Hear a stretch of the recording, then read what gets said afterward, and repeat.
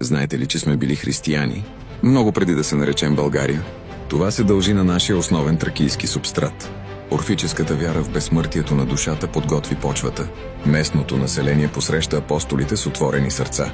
Още от първи век тук проповядват ученици на Христос. Сред тях е Андрей Първозвани, а апостол Климент основава църква в Сердика. Въпреки гоненията, нашата земя става център и убежище. Доказателство са 400-те ранохристиянски паметника, включително 40 реликвария и амулет от дебелт от 3 век с името на Исус Христос. Тези находки са едни от най-ранните в света. Ние сме духовно светилище, достойно да съхранява мощи на светци. Тази упоритост довежда до обрат.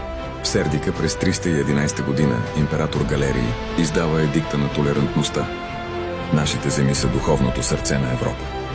Този хилядолетен фундамент ни дава основанието да наречем България Третият Рим.